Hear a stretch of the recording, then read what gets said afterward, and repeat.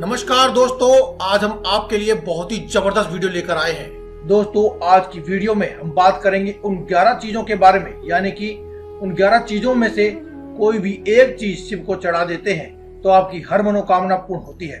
हर हर महादेव दोस्त, इस एक महामंत्र को जपने से हर प्रकार की परेशानी दूर हो जाती है। भगवान शिव तुरंत ही तत्काल प्रसन्न होने वाले देवता है। दोस्तों, आज की वीडियो में हम बात करेंगे उन 11 चीजों के बारे में, यानी कि उन 11 चीजों में से कोई भी एक चीज शिव को चढ़ा देते हैं तो आपकी हर मनोकामना पूर्ण होती है। धन संबंधी हर प्रकार की समस्याएं खत्म हो जाती हैं।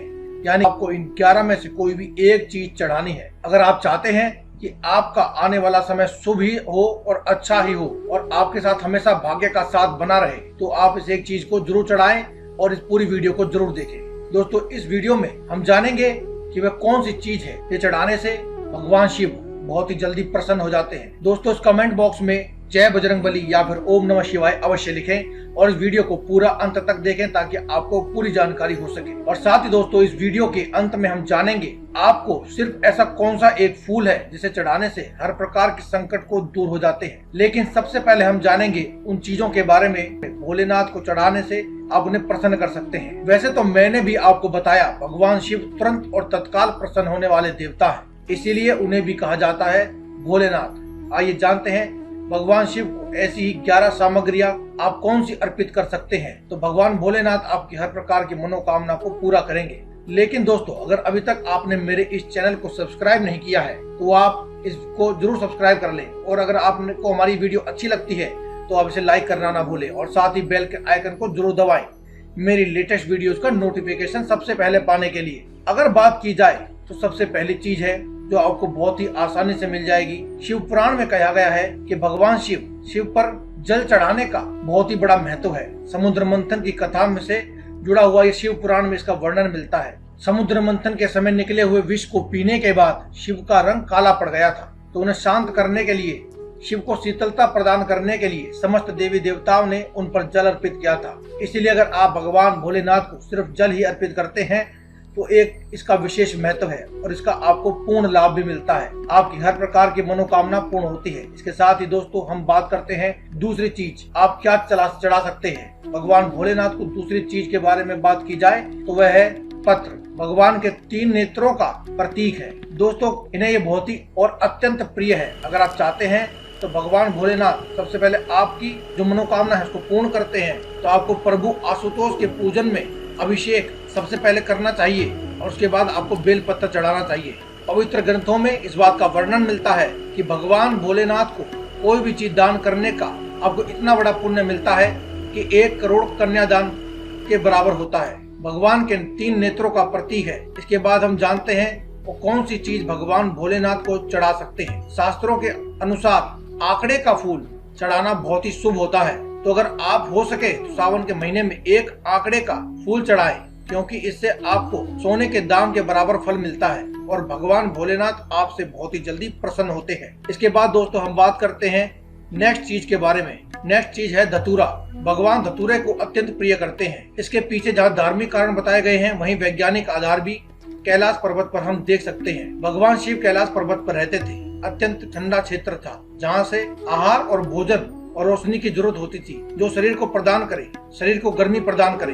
वैज्ञानिक दृष्टि से धतूरा सीमित मात्रा में लिया जाए तो उसका बहुत ही बड़ा शरीर को फायदा मिलता है। शरीर के अंदर ही अंदर गर्मी को बना के रखता है और आपके हर प्रकार के रोग को दूर भी करता है। यही नहीं, अगर आप भगवान भोलेनाथ को धतूरा चढ़ाते हैं तो भगवान भोलेनाथ को यह अत्यंत प्रिय है। तो भगवान भोलेनाथ आपकी हर प्रकार की मनोकामना को सुनते हैं और हर प्रकार की मनोकामना को पूर्ण भी करते हैं। जबकि धार्मिक कारण देवी भागवत पुराण में बताया गया है। इस पुराण के अनुसार शिव जी ने जब सागर मंथन से निकला विष को पी लिया था तब वह व्याकुल होने लगे थे। तब अश्वनी कुमार ने भांग धतूरा बेल शिव जी को व्याकुलता को दूर किया जाए इसलिए उनको चढ़ाया था और शिव भगवान ने इस धतूरे को पिया था। शिवलिंग पर केवल धतूरा ही नहीं बल्कि इसमें मन ही मन अपने विचारों की कड़वाहट भी अर्पित कर दे। इसके बाद दोस्तों, हम जानते हैं अगली चीज के बारे में। अगली चीज है भांग। शिव हमेशा ध्यान मग्न रहते हैं। भांग ध्यान केंद्रित करने में मददगार होती है, इसलिए हमेशा परम आनंद में रहते हैं भगवान शिव। और समुद्र मंथन से निकलते विष का सेवन महादेव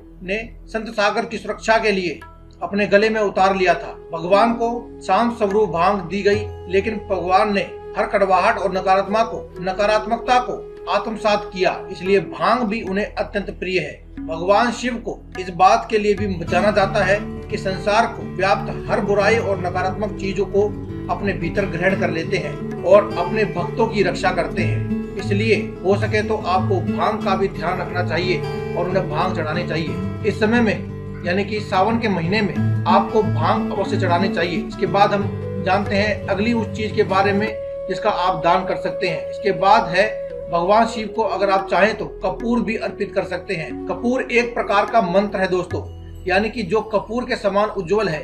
कपूर के वातावरण को शुद्ध और पवित्र बनाती है और भगवान भोलेनाथ की महक से भगवान भोलेनाथ को अत्यंत प्रेम है और भगवान भोलेनाथ के लिए ये बहुत ही अनिवार्य भी है। तो आप सावन के महीने में हो सके तो कपूर का दान जरूर करें।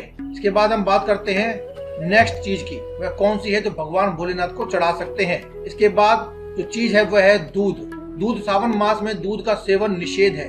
दूध 1 मार्च में सावन के महीने में स्वास्थ्य के लिए गुणकारी की बजाय हानिकारक होता है, क्योंकि हम सब जानते हैं कि इस मास में दूध का सेवन निषेध बताया गया है। इसलिए सावन में दूध का सेवन न करते हुए भगवान शिव को अर्पित करें और उसे शिव को अर्पित करने का विधान बताया गया है। इसके बाद दोस्तों हम जानते हैं और आप क्या अर्पित कर सकते हैं। इसके बाद है चावल को भी आप कहा गया है अक्षत, जैसे आप चढ़ा सकते हैं। अक्षत का अर्थ है जो धन धान्य से परिपूर्ण हो और इसका रंग सफेद होता है।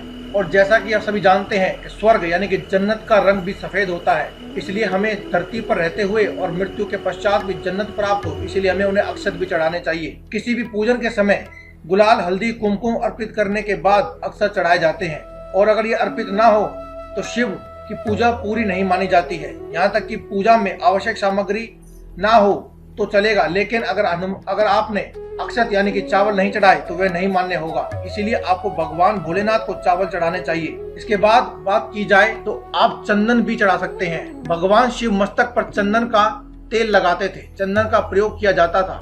इनकी खुशबू से वातावरण खिल जाता है। आइए तो जानते हैं चंदन का उपयोग। अगर आप इसे अपने मस्तक पर लगाते हैं या फिर आप भोलेनाथ के मस्तक पर लगाते हैं तो इससे आपके समाज में आपका मान सम्मान बढ़ता है, आपके प्रमोशन के योग बनते हैं। इसका अर्थ है पवित्रता। ये भगवान शिव ने एक व्यक्ति की जली हुई चिता की भस्म भी अपने शरीर पर लगाई थी, इसीलिए यह हर प्रकार की चिंता से आपको मुक्ति भी दिलाता है, जिससे आपके तन पर लगाकर आप पवित्रता प्राप्त कर सकते हैं और समाज में मान सम्मान प्राप्त कर सकते हैं। भस्म को लगाकर भगवान शिव खुद को मृत आत्माओं से जोड़ते हैं। उसके अनुसार मरने के बाद मृत व्यक्ति को जलाने के पश्चात बची हुई राख में उनके जीवन का कोई अंश शेष नहीं रहता, ना उनके दुख, ना उनके सुख, ना कोई बुराई, ना ही कोई अच्छाई। व्यक्ति किसी भी प्रकार से उनके लिए सम्मिलित नहीं होता है, इसलिए वह रात पवित्र होती है। उसमें किसी प्रकार का गुण अवगुण नहीं हो पाता है। ऐसी राख को भगवान शिव को अपने तन पर लगा करके सम्मानित करें, यानी कि आपको वह चीज है राख यानी कि भस्म जो आपको लगानी चाहिए। आप भगवान शिव के हवन की धुनी यानी कि राख को, अपने भस्म को अपने शरीर पर लगा सकते हैं। एक समय था जब स्वयं को अग्नि के हवाले कर दिया था तो क्रोधित शिव अपनी उसकी पत्नी की आखिरी निशानी मानते हुए उसकी भस्म को अपने पूरे शरीर पर लगा लिया था, ताकि सती बस उनके समीप रहे और उनके कानों में के जरिए हमेशा उनके साथ रहे। जब पार्वती ने खुद को अग्नि के हवाले किया तो भगवान शिव ने उनकी भस्म को अपने शरीर पर लगाया, इसीलिए तभी से भस्म को उनका प्रिय भोग माना जाता है और उनके द्वारा उसका लेप किया जाता है। इसके अलावा आप और क्या कर सकते हैं? भगवान भोलेनाथ को अगरबत्ती जलाकर उन्हें प्रसन्न कर सकते हैं। इस चीज के बारे में तो आप सभी जानते ही हैं। भगवान शिव की उत्पत्ति की कथा पार्वती जी से कहिए, यानी कि भगवान शिव की उत्पत्ति की कथा आप माता पार्वती के चित्र यानी कि तस्वीर या फिर आप उनकी मूर्ति के सामने बैठकर कहिए। भगवान शिव जी ने जब जगत की कल्याण के लिए अपनी आंखें बंद की तो उस जगह पर उन्होंने अपना रूप रुद्राक्ष के रूप में ले लिया था, इसीलिए रुद्राक्ष को भी भगवान शिव का ही अंश माना जाता है। रुद्राक्ष का अर्थ ही है रुद्र का अंश, यानी कि रुद्र यानी साक्षात भगवान शिव, उनका अंश। और उन्होंने इस प्रकार से अपनी उत्पत्ति एक रुद्राक्ष के रूप में की थी। उसी समय से जब भी रुद्राक्ष पर कोई फल लगता है तो रुद्र के समान होता है और उसे रुद्र कहते हैं। रुद्राक्ष का ध्यान करते हैं या फिर आप भोलेनाथ को चढ़ाते हैं तो आपकी हर मनोकामना पूर्ण होती है। तो दोस्तों आज की इस वीडियो में केवल इतना ही। कल फिर आपसे मुलाकात होगी एक और नई वीडियो के साथ। तब तक के लिए दे में इजाजत। धन्यवाद। कमेंट बॉक्स में लिखते रहें ओम नमः शिवाय या फिर जय बजरंग।